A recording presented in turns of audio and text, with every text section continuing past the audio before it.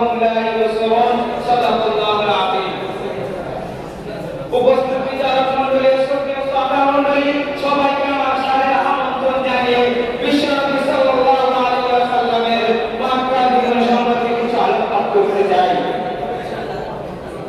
হুজুর পাক সাল্লাল্লাহু আলাইহি ওয়াসাল্লাম মক্কার বুকে দিনের দাওয়াত আরম্ভ করলেন। আস্তে আস্তে জনগণের কাছে দিন পৌঁছাতে শুরু করলো। তখন মক্কার কাফেররা বলতে লাগলো যে মুহাম্মদকে আমরা ফলো করে ভেবেছিলাম, যে মুহাম্মদকে আমরা তুচ্ছ ভেবেছিলাম, সেই মুহাম্মদ আজকে আমাদের ধর্মের চক্রান্ত চালিয়ে যাচ্ছে, সেই মুহাম্মদ আজকে আমাদের পবিত্র অসম্মানিত করছে।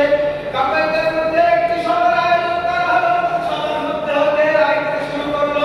কেউ রাইতে যে মুহাম্মদকে গৃহের মধ্যে বন্দী করে তাকে খাবার না দেওয়া হোক, মুহাম্মদ মৃত্যু যন্ত্রণায় কাতরাতে কাতরাতে মৃত্যুবরণ করবে। কেউ রাইতে যে মুহাম্মদকে বুকের পিঠে করে দেবে, দেশ থেকে বাহির করে দেওয়া হোক।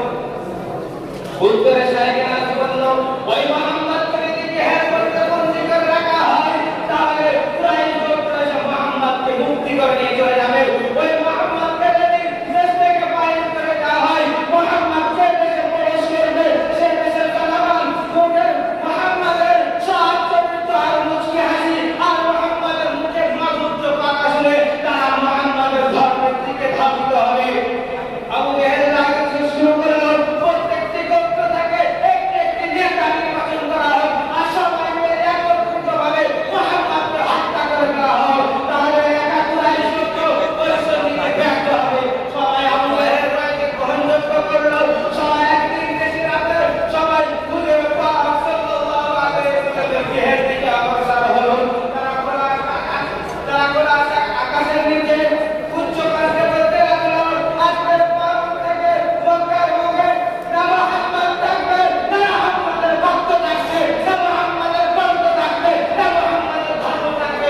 আজকের পর থেকে মক্কার বুক থেকে মুহাম্মদ নামটি মুছে যাবে। তারপরে হুজুর পাক সাল্লাল্লাহু আলাইহি ওয়াসাল্লামের গৃহের চারিদিকে ঘিরে ফেললো।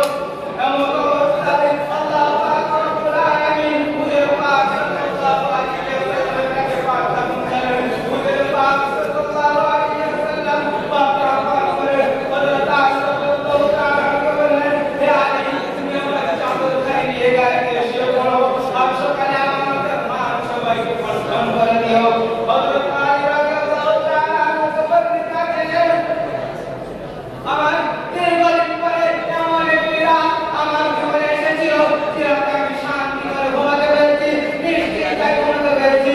কেননা হুজুর পাক সাল্লাল্লাহু আলাইহি ওয়াসাল্লাম বলেন, আমাকে আদেশ করেন, হে আলী, তুমি সকালে আমার তোমার সবাইকে বর্জন করে দিও।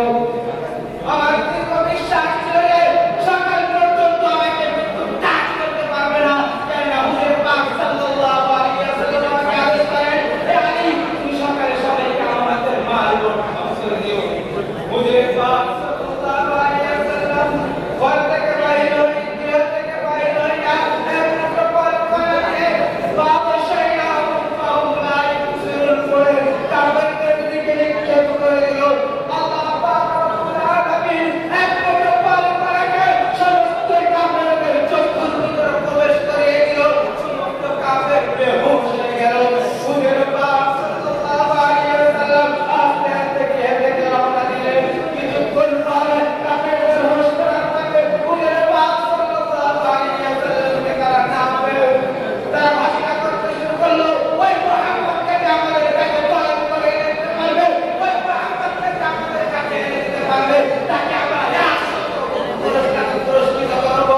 ইতিপূর্বে মক্কায় এরকম পুরস্কার আর ঘোষণা করা হয়নি। এই প্রথমবার মক্কা থেকে এরকম ঘোষণা করা হলো। মক্কায় ঢুকে সবাই ভয় চল উল্লাস হলো। হুজুর পাক সাল্লাল্লাহু আলাইহি ওয়াসাল্লাম কাবার দিকে এই কাবা মুখে বড় ভালো লাগে কাবা, এই কাবা নতুন নামের প্রাণীকে কেঁদে ওঠে কাবা, এই কাবা তোকে ছাড়তে আমার প্রাণ চাই না কাবা, এরা আমাকে থাকতে দিল না কাবা, এরা আমাকে থাকতে দিল না। হুজুর পাক সাল্লাল্লাহু আলাইহি ওয়াসাল্লামের এই ছিল বিশ্ব কাহিনী। এখানে আবার না খালা